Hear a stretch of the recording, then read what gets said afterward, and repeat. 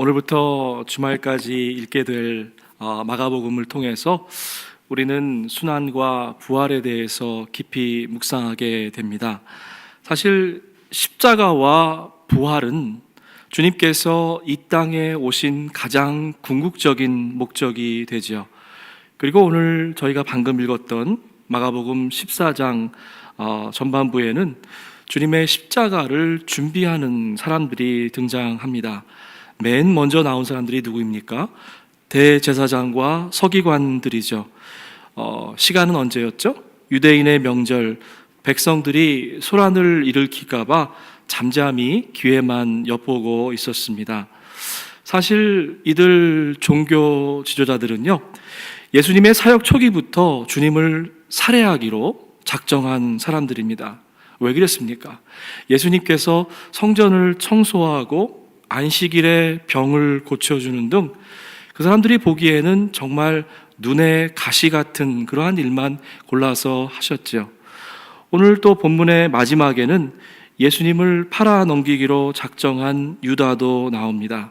맨 앞에 보면 종교 지도자들, 그리고 맨 뒤에는 가룟 유다, 그리고 그 사이에 이름 모를 한 여인이 등장하는 것이죠. 역시 우리가 잘 알고 있는 마가복음 특유의 샌드위치 구조로 기록된 오늘 본문입니다. 호시탐탐 예수를 십자가에 못 박으려 산 사람들, 그 음모의 한복판에 자기가 가지고 있는 것을 아낌없이 드렸던 여인이 등장합니다. 결혼 지참금으로 아마 일평생 동안 모았던 값비싼 향유 옥합을 깨뜨렸습니다. 300데나리온, 1년치 연봉에 해당하는 매우 값진 나드 향유였습니다.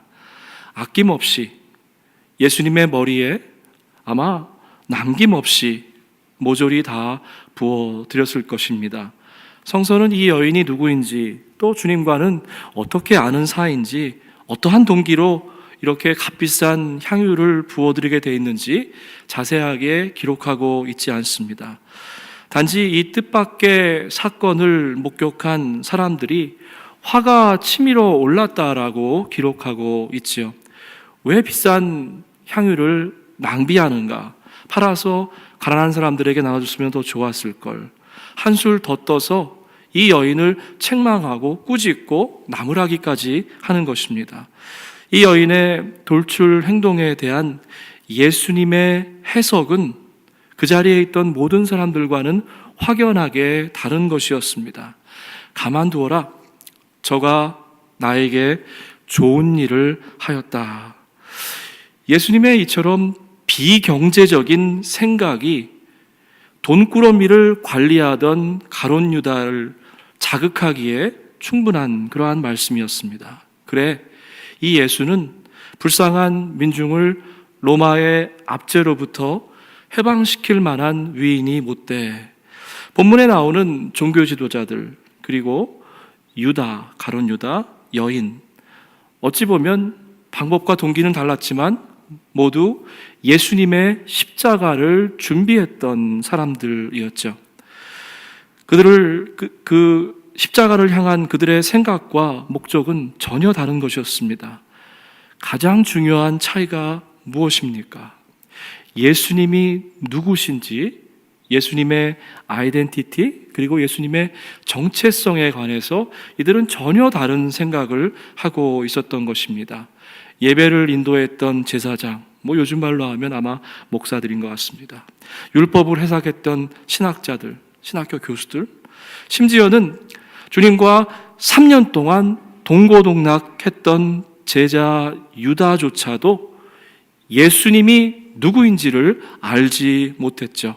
하지만 이름 모를 한 여인, 그 여인만이 예수가 그리스도이심을 깨달았던 것 같습니다. 헬라어로 그리스도라는 말은 히브리어로 메시아에서 온 말입니다. 여러분 무슨 뜻인지 잘 아시죠? 기름 부으심을 받은 자다라고 하는 것입니다. 구약시대에는 왕의 머리에 기름을 붓는 그러한 전통이 있었습니다. 사무엘이 기름병을 가져다가 사울의 머리에 기름을 붓습니다. 그리고 이렇게 이야기하죠. 여호와께서 당신을 자기 백성 이스라엘의 지도자로 삼으셨소. 당신은 이제 여호와의 백성을 다스리게 될 것이요. 또 젊은 예언자가 예후의 머리에 기름을 부으며 말합니다. 이스라엘 하나님 여호와께서 이렇게 말씀하셨습니다. 내가 너를 여호와의 백성 곧 이스라엘의 왕으로 세우셨습니다. 이런 그 구약의 그 레퍼런스에서 볼 수 있는 것처럼 머리에 기름을 붓는다라고 하는 것은 왕에게 하는 그러한 예식이었습니다. 오늘 본문 가운데에 이름 모를 이 여인을 빼고 어느 누구도 예수님이 왕이심을 알지 못했다라고 하는 것입니다. 왕으로 오신 예수를 오히려 극악무독한 그러한 죄인으로 십자가에 그래서 못 박아 죽이게 되는 것입니다. 여러분 복음서를 깊이 묵상해 보시면은요, 주님께서 물 세례를 받으실 때, 그리고 우리 어제 그 변화산에 올라가셨을 때에 하나님의 음성을 듣습니다. 이는 내 사랑하는 아들이라, 너희는 그의 말을 들어라. 하나님의 아들이시고 왕으로 이 땅 가운데에 오신 예수님. 그런데 예수님 그 전체 사역을 놓고 보면 한 번도 예수님의 머리 위에 기름을 붓는 그러한 이야기가 나오지 않습니다. 사역의 초기가 아니라 오히려 십자가를 감당하시기 직전인 모든 사역을 다 마치시고 나서 예수님께서는 자기의 머리에 기름 부으심을 허락해 주신 것이죠. 저는 이 부분에서 정말 큰 감동을 받습니다. 우리 예수님께서는 이 땅 가운데에 왕으로 오셨지만 한 번도 왕의 행세를 하신 적이 없다는 것입니다. 저와 여러분을 구원하기 위해 묵묵히 십자가의 고통을 감당하셨습니다. 빌립보서 2장에 기록된 말씀입니다. 예수님처럼 생각하고 행동하십시다. 예수님은 하나님과 똑같이 높은 분이셨지만 결코 높은 자리에 앉기를 원치 않으셨습니다. 오히려 높은 자리를 버리시고 낮은 곳으로 임하셨습니다. 사람의 모습으로 이 땅 가운데 오셨고 종과 같이 겸손한 모습을 취하셨습니다. 이 땅에 계신 동안 스스로 낮은 자가 되시며 하나님께 순종하셨습니다. 예수님은 목숨을 버려 십자가에 달려 돌아가시기까지 끝까지 순종하셨습니다. 1970년대에 미국의 연방준비제도 이사회 의장이었던 아서 번스라는 분이 있습니다. 이분은 유대인이었어요. 그런데 백악관에서 모였던 그 성경 공부 그룹에 나가기 시작했습니다. 어느 날 이분이 기도하는데 이렇게 기도했어요. 오 하나님, 모든 유대인들이 예수님을 알게 되는 날이 오게 해주십시오. 이 기도를 듣고 같이 참석했던 분들이 놀랐습니다. 그러나 그 기도 뒤에 연결되는 그 다음 기도에 더 놀랐다고 해요. 이분이 뭐라고 기도했냐면 모든 크리스찬들이 예수님을 알게 되는 날이 오게 해주십시오. 이렇게 기도했다는 것입니다. 사랑하는 성도 여러분, 우리는 정말 주님을 잘 알고 있습니까? 내 영혼이 주님을 만났습니까? 오늘 이 아침에도 나와 주님은 인격적으로 만나고 친밀한 교제를 하고 있습니까? 여러분, 어제 새벽보다 오늘 새벽이 주님을 조금 더 알게 되었다고 자신 있게 말씀할 수 있으시겠습니까? 어떻게 값비싼 이 옥합을, 향유를 깨뜨릴 수 있었을까요? 오늘 본문은 이 여인에 대해서 자세하게 이야기하고 있지 않지만 우리가 분명히 알고 있는 한 가지 사실은 이 여인은 분명히 주님을 만났다라고 하는 것입니다. 더욱이 그 여인은 주님의 임박한 장례를 준비했던 것이죠. 저가 힘을 다하여 내 몸에 향유를 부어 내 장사를 미리 준비하였느니라. 온천하 어디에 가든지 복음이 전파되는 곳에 이 여인이 행한 것도 일도 말하여서 저를 기념하리라. 향유를 부어드렸던 여인은 주님이 누구이신지 십자가의 의미를 이해했습니다. 또 이 여인은 주님께 나올 때에 아낌없이 드리는 사랑으로 나왔습니다. 여인에게는 모든 것을 주님께 기꺼이 즐거이 드릴 수 있는 그 뜨거운 사랑의 마음이 준비되어 있는 것이죠. 저는 이렇게 겉보기는 그렇게 안 보일지 몰라도요, 굉장히 효율적인 것을 좋아합니다. 이펙티브한 것을 좋아해요. 그래서 GPS가 아무리 길을 가르쳐줘도 제가 아는 지름길이 있으면 그 길로 갑니다. 그래서 모르는 길이 아니면 절대로 GPS를 켜지 않습니다. 근데 가만히 생각해 보면은요, 사랑할 때는 좀 우리가 비효율적이 돼야 되는 것 같아요. 조건을 달지 않고 단서를 달지 않고 무조건적으로 사랑해야만 합니다. 사랑은 효율적인 것이 아닙니다. 사랑은 본질적으로 거룩한 낭비입니다. 여러분, 어제도 제가 뒤에 있는 십자가를 말씀드렸는데, 십자가를요 그냥 세워두면 어떻게 되죠? 더하기 쌓이는 것 같아요.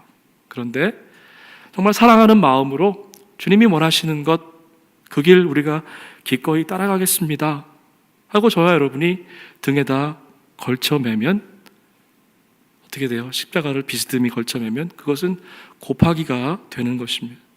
진정한 사랑은 계산기의 숫자와 주파나를 훌쩍 뛰어넘습니다. 사랑은 엄청난 파급 효과를 가져옵니다.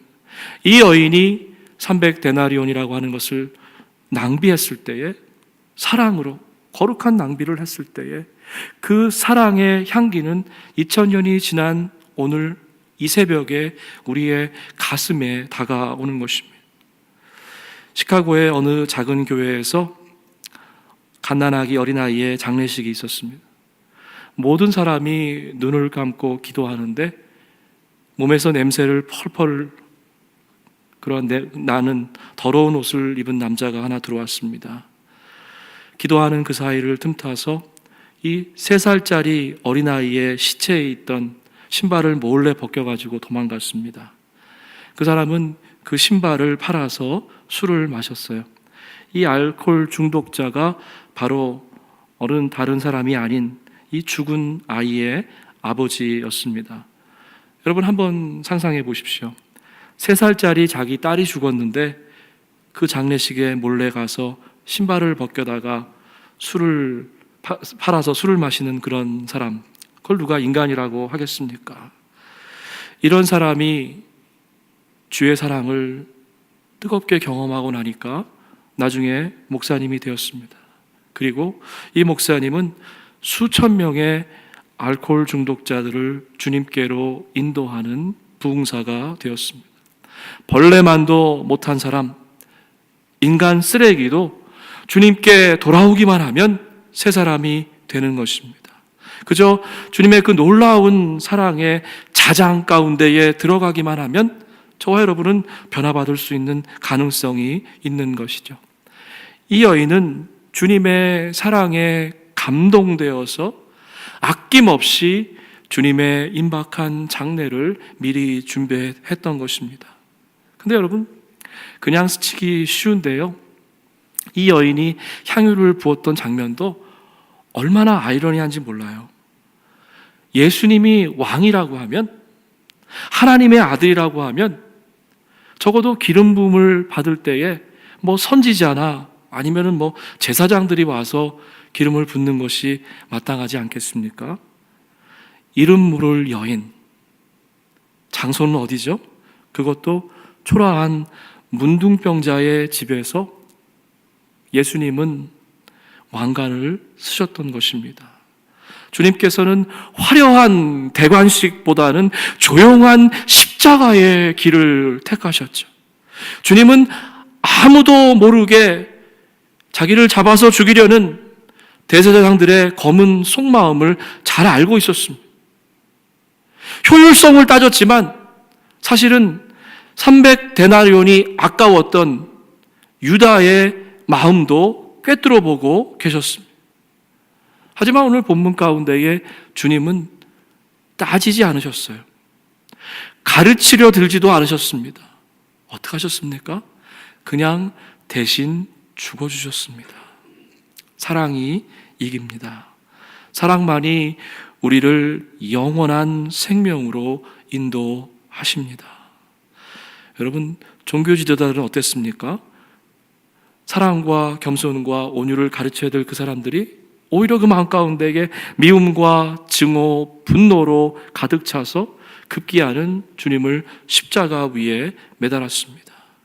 그들에게 십자가는 영원히 화해할 수 없는 편가르기와 다툼, 나누어짐, 싸움의 상징이었습니다. 하지만 사랑으로 십자가의 길을 준비했던 여인에게는 십자가는 한없는 사랑과 용서의 상징이었습니다. 사랑하는 성도 여러분, 그리스도의 한없는 사랑을 맛보셨습니까? 그렇다고 하면요, 거기에 머물면 안 돼요. 주님의 사랑을 경험하셨다고 하면 저와 여러분이 이제 십자가에 못 박혀야 될 시간입니다. 내가 그리스도와 함께 십자가에 못 박혔나니 그런즉 이제 내가 산 것이 아니요 오직 내 안에 그리스도께서 사신 것이라. 내가 죽고 주님이 내 안에서 나 대신에 사는 것이 바로 십자가의 삶이죠.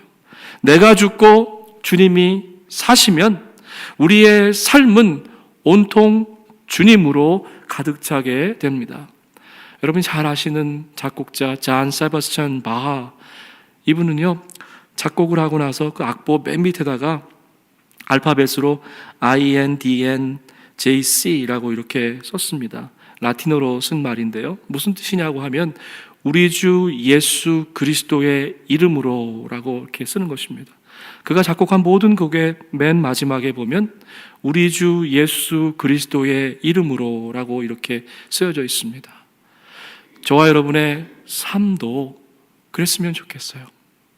하루 아침을 묵상으로, 찬양으로 시작하고 잠자리에 드실 때 마지막 하루를 생각하시면서 기도하면서 오늘 하루도 내가 과연 예수님의 이름으로 살았는가?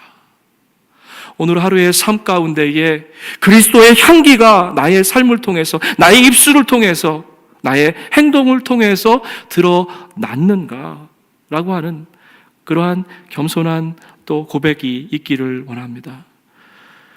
우리 무슨 일을 하든지 간에 우리의 삶에 우리 주 예수 그리스도의 이름이라고 하는 그 이니셜이 새겨지기를 원합니다. 먼저 주님을 만나십시다. 여러분, 물론 저와 여러분의 삶 가운데에 언젠가는 주님을 만났던 경험이 있을 것 같아요.